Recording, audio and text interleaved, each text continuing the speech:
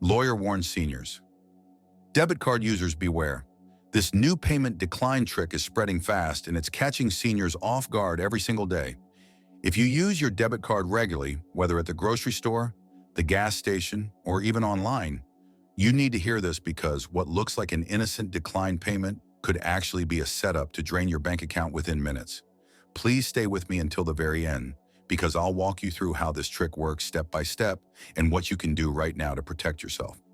And before we dive in, take a quick second to like this video.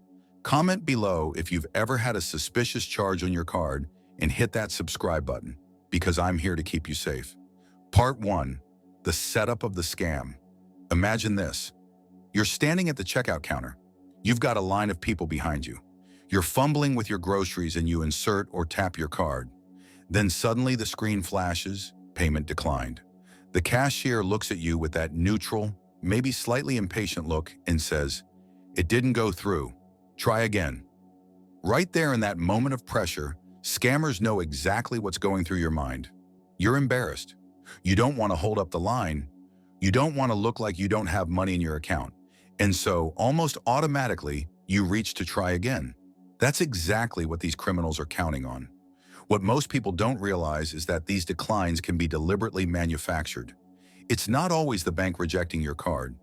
In fact, some merchants are using tampered payment machines or software tweaks that cause the screen to falsely reject the first attempt. It's staged like a magician's sleight of hand. They make you think nothing worked, but behind the scenes, your card information is already being skimmed or recorded. Then when you try a second time, the transaction magically works. You walk away relieved, completely unaware that your details have been compromised. This trick plays directly on human psychology, our dislike of confrontation, our eagerness to fix a mistake quickly, and our trust that a business is acting in good faith. Part 2. Why seniors are targeted. Now let's talk about why seniors are disproportionately being targeted with this trick. Scammers study human behavior the way a predator studies its prey. They know seniors are often polite, respectful, and less likely to cause a scene if something doesn't look right. If a payment fails, many older adults would rather quickly attempt again instead of asking probing questions or refusing to proceed. Criminals rely on that politeness.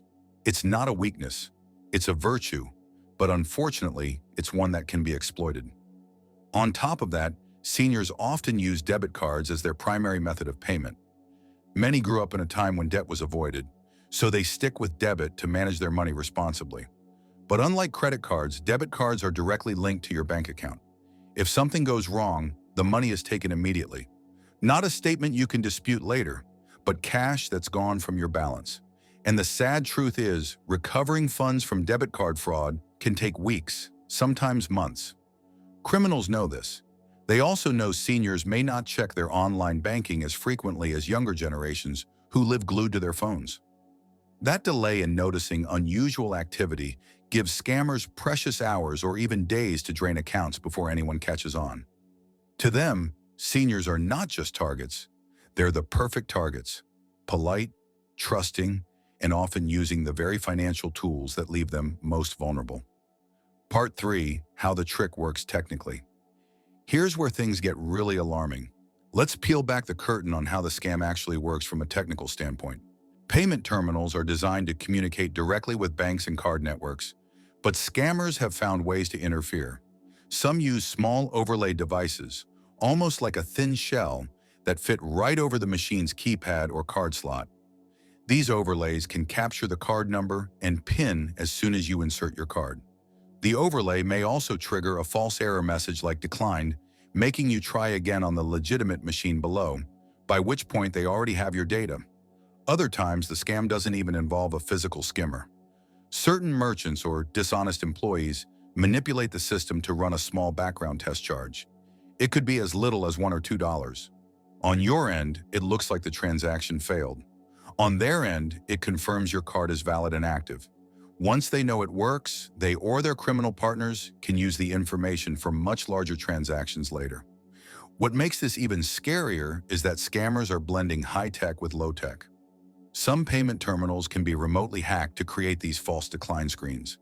In other cases, it's as simple as a clerk pressing the cancel button before the payment completes, then casually telling you, "Oh, it didn't work. Try again." Whether it's digital manipulation or physical tampering, the outcome is the same. You end up authorizing multiple attempts, and with each attempt, more of your card data is exposed to people who should never have it. Part 4. Real-life examples. Risk. This isn't just theory, it's happening to real people, and often they don't connect the dots until it's far too late. One woman in her 70s went to her local grocery store. She swiped her debit card. The machine beeped and displayed, "Declined." The cashier, appearing friendly and unbothered, said, "Oh, this happens all the time. Go ahead and try again." She did. The second time it worked, she thought nothing of it until 2 days later, when her checking account was suddenly missing $600. ATM withdrawals had been made in a city she hadn't visited in years. The decline wasn't a glitch. It was the moment her information was stolen. Another man told me about his experience at a gas station. He tapped his card, was told the transaction didn't go through, and reluctantly swiped again. By the next morning, he discovered his card had been used to book airline tickets across the country. He hadn't connected the dots between that awkward moment at the pump and the fraud on his account. Even more heartbreaking is when seniors don't even realize what happened until weeks later. They might notice small $1 or $2 charges on their account and assume it's a mistake, but those tiny charges are criminals testing the card before going in for the big hit. By the time the large withdrawals happen, the trail is already cold, and recovering the funds becomes a nightmare. These are not isolated stories. They're happening everywhere, from busy supermarkets to quiet corner stores. And scammers are getting more sophisticated every single day. Part 5. Why it's so dangerous. The reason this scam is so dangerous is because it hides inside something completely ordinary. Payments decline all the time. It's normal. Maybe the card reader is dirty. Maybe the internet connection is weak. Maybe the bank's fraud detection temporarily blocked it. So when it happens, most of us don't think twice. That normality is the camouflage that scammers use to slip under the radar. The danger doubles when we're talking about debit cards. With credit cards, fraudulent transactions can usually be flagged and reversed quickly without your money ever leaving your account. But with debit, the money is gone instantly. Your rent, your grocery budget, even money set aside for medication vanish in a single moment. Banks will eventually investigate, but I've seen cases where seniors have waited 30, 60, even 90 days for reimbursement. That's weeks of stress, financial juggling, and sleepless nights. Another layer of risk is emotional. Seniors who fall victim often feel embarrassed or ashamed, as if they made a mistake or weren't careful enough. Scammers thrive on that silence. If you don't report it quickly, because you don't want anyone to know, it gives them even more time to keep stealing. That's why this scam is not just financially damaging, but emotionally exhausting. It undermines trust in everyday interactions. Suddenly, the simple act of paying for groceries becomes a source of anxiety. And that is exactly what makes this trick so cruel. It takes advantage of the ordinary moments we all go through, and it turns them into traps. Part 6, the red flags to watch for. So let's slow down and really look at the warning signs, because once you learn them, you'll start noticing patterns that most people miss. The first and biggest red flag is when the cashier or clerk seems unusually quick to push you into trying again. A legitimate employee, when faced with a declined transaction, will usually pause, check the terminal, maybe suggest trying a different card or offer to print out a declined slip.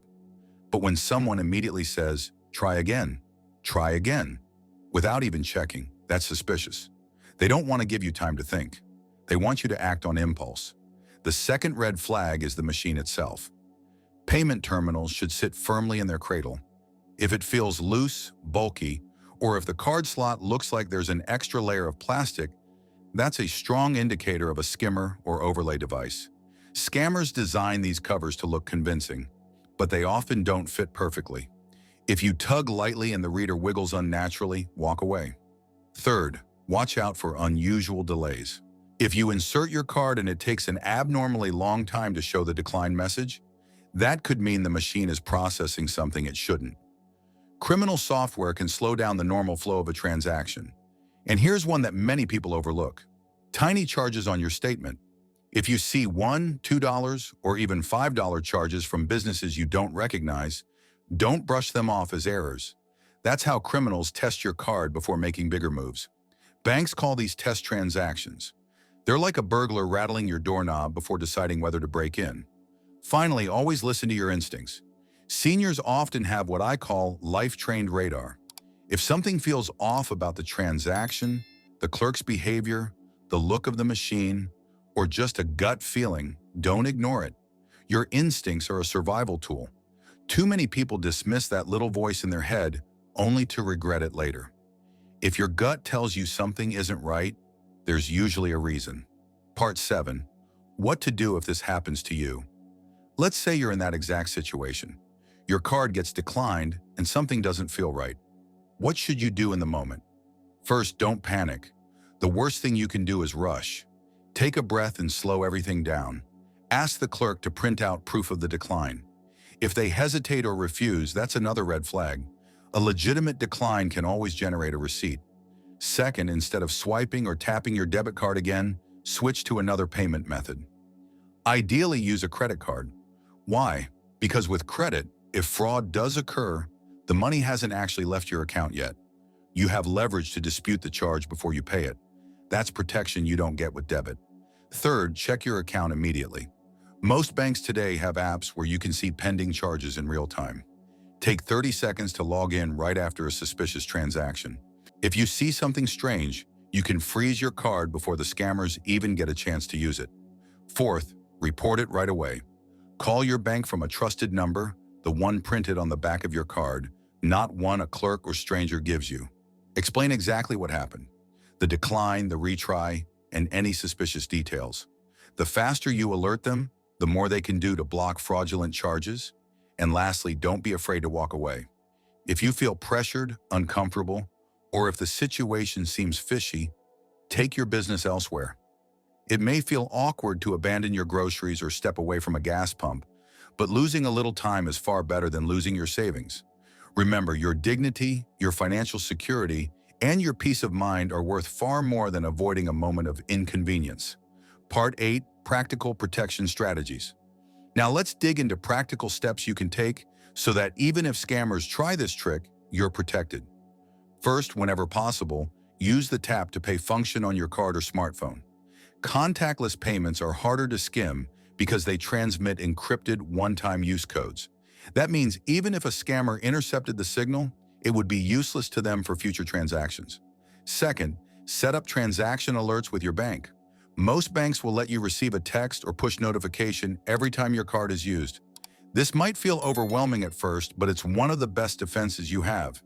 If you get a notification for a charge you didn't make, even a $1 charge, you can shut things down instantly. Third, limit how much money is kept in the account tied to your debit card. Too many people keep all their savings sitting in one account. A safer approach is to keep only what you need for everyday expenses in your checking account and move the rest into savings. That way, even if scammers got in, they'd have access to only a limited amount. Fourth, make use of your bank's fraud prevention tools. Many banks allow you to temporarily lock your card in the app when you're not using it. That way, even if your details were stolen, the card itself would be unusable until you unlock it again. And here's a strategy most seniors don't think about. Carry 2 cards from different banks. Use one for small, everyday transactions like groceries and fuel. Use the other, preferably a credit card, for larger or online purchases. By separating your financial activity, you reduce the risk of a single compromised card wreaking havoc across your entire financial life. Above all, remind yourself regularly that security is not paranoia. In today's world, being cautious is being smart. Scammers prey on those who assume it won't happen to me. By preparing in advance, you take away their power. Part 9. What banks don't tell you. Now, I want to share a reality that most banks will never openly admit. Debit card fraud is far more painful than credit card fraud. Yes, banks advertise that they'll protect you if there's unauthorized activity, and technically that's true. They will eventually reimburse you, but what they don't tell you is how long it takes. With credit cards, fraudulent charges are often reversed in days. You haven't paid the bill yet, so the bank simply removes the fake charges and you're done. But with debit, the money is withdrawn instantly. That's your rent, your bills, your grocery money gone in a heartbeat. And then you're stuck in limbo while the bank investigates. I've seen seniors forced to wait 30, 60, sometimes even 90 days before the funds are returned. Imagine living on a fixed income and suddenly 3 months of your budget disappears. The stress is unbearable. Here's another thing banks don't like to highlight. Their fraud departments aren't built with seniors in mind. They often send emails or app notifications, assuming you'll notice them immediately. But many older adults don't check these messages often. If you miss that window, the scammers can run wild before you even realize. This is why I often encourage seniors to rethink the advice they may have heard from financial gurus who say, never use credit cards, only use debit. That advice might have made sense decades ago, but in today's fraud-filled environment, it's outdated. Using a credit card responsibly, paying it off each month can actually shield you from the very risks that debit exposes you to. That doesn't mean abandon your debit card altogether, but it does mean being strategic about when and how you use it. Because the truth is, banks will always put their own processes first. It's up to you to protect yourself in real time. Part 10, Final Warning and Call to Action. So let me leave you with this. The payment decline trick is not a glitch. It's not bad luck. It's a calculated scam, and it's spreading faster than most people realize. The next time your card gets declined unexpectedly, stop and think. Don't just rush to swipe again. Look around. What does the machine look like? How is the clerk behaving? What is your gut telling you? That pause could save you hundreds or even thousands of dollars. Remember, scammers are clever, but they're also lazy. They don't want to fight. They want easy victims. People who won't question, won't check, and won't act quickly. By staying alert, you take yourself off their target list. You turn the tables. And I'll say this again, if you've ever experienced this scam or even suspected something like it, share your story. Post it in the comments below.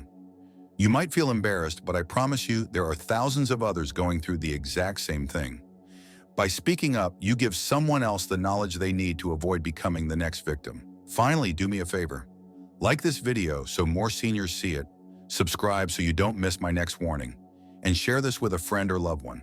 A single click could save someone from losing their hard-earned savings. And of course, remember this video is for information only. I am a lawyer but not your lawyer. If you've been affected, contact your bank immediately, and if necessary, consult a qualified attorney in your area.